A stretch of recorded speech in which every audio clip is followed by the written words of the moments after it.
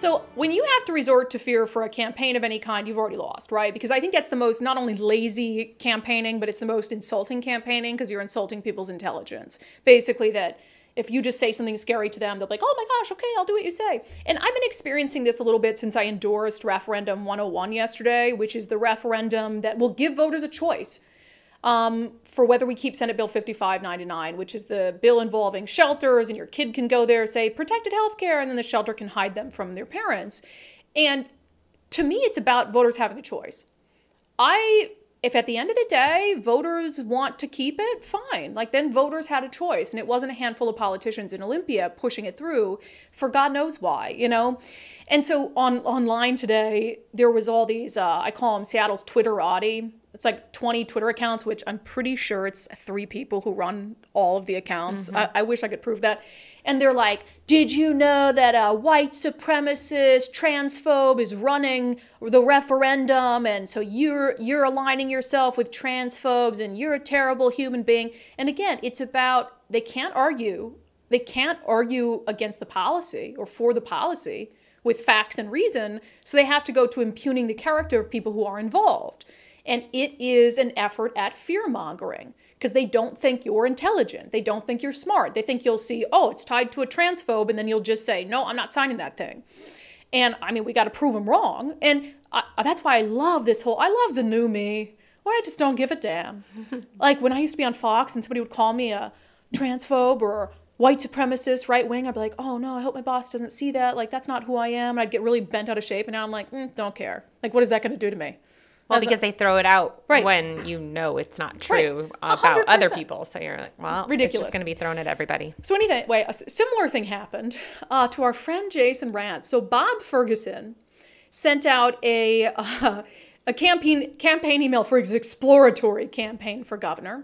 And it is all about fear-mongering against Mark Mullet, a moderate Democrat. Bob Ferguson must be terrified of Mark Mullet because he released an attack ad against him on day one. And then this is his email blast saying, another Democratic candidate just entered the Washington governor's race. You decide if he's your kind of Democrat in quotes. And it says, when asked during a 2022 interview whether he supported President Biden's reelected, he responded, I think it would depend on who the Republican candidate was. That was us.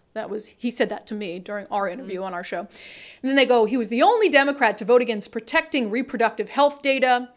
He opposed a $15 an hour minimum wage for Washingtonians. And then this is the last one. This is amazing.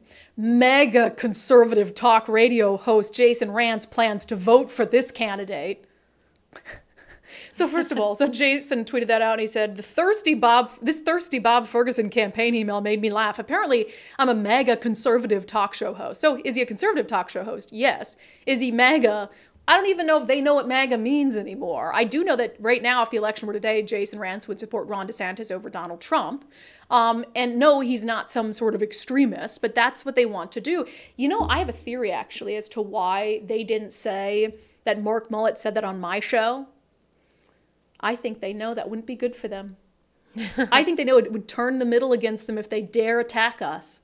I hope Bob Ferguson tries to attack us. I hope he fears you. I hope he fears, obviously he fears reasonable people because he's clearly scared to death of Mark Mullet. And we've got a whole army of just reasonable, rational human beings. And I think if he attacks us, that's it for his campaign. I welcome it. But I think that he's smarter than that.